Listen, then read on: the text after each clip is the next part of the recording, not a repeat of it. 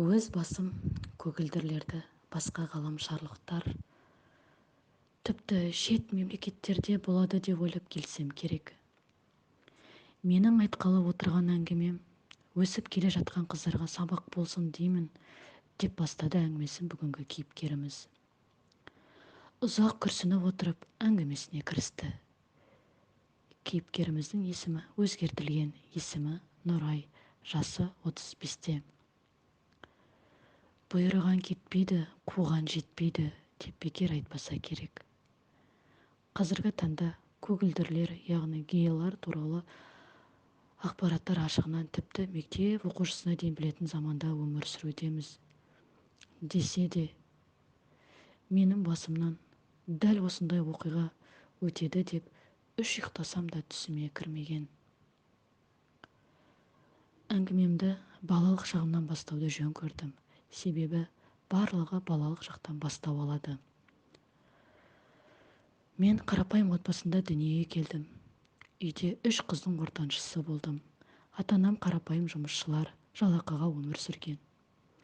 Үлкен апам үйдің үлкенімін деп, кенже сіңілім үйдің кенжесімін деп, айналып келгенде үйдің бүткіл жұмысын маған жасататын.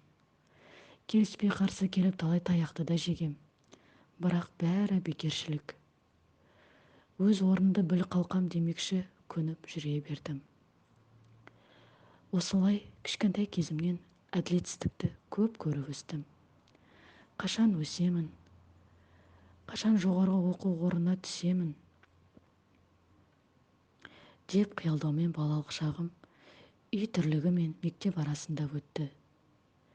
Өсе келе бойымда ер мінез қалыптаса бастады. Оны үйде ұлдың да қыздың да жұмысын жасағасын болар деп келдім. Кейін жүріс-тұрысым еркек балаша болды. Өзімді еркек жорадай сезінетінмін. Себебі айналамдалардың бәрі қыздар құсап жүрсенші, қыздар құсап күлсенші, қыздар құсап сөйлесенші дегенді көп естейтінмін. Кейін Атырау тұрғындары мінез құлқы дөрекі болады дегенді естіп, қанымда бар ғой деп мінезімді қабылдадым. Мектепте орташа бағаға оқыдым. Араласатын дос қыздарым да болды. 7-ші сыныпта алғаш жігітпен жүріп, ғашық болып, өзімді дұрыс қыздар қатарында санадым.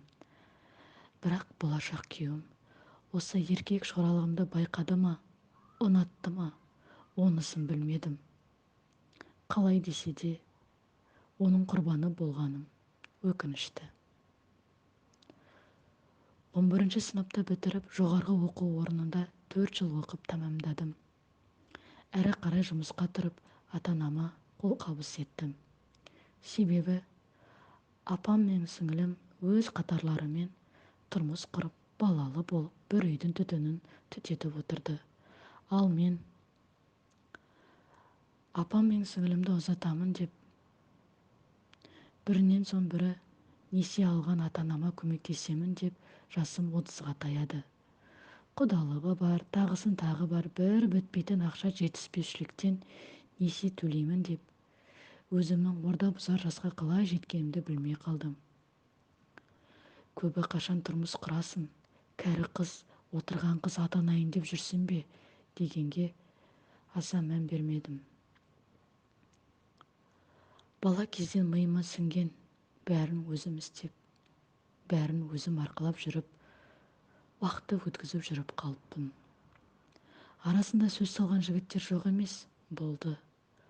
Оларға көңіл бөліп, емін еркін жүруіме, ата-анам қалай өмір сүреді, несиелерін қалай төлейді, Алла бір ұл бала бергенде ғой деп тілейтінмін. Өзім сол баяғы мектеп кездегі сүйген жігітімді әлі де ойлап жақсы көретінмін. Сондай жігіт кездессе деп армандайтынмын. Ер мінезді, қылтым-сылтымы жоқ, салмақты жігіт еді ғой. Жалғасы бар.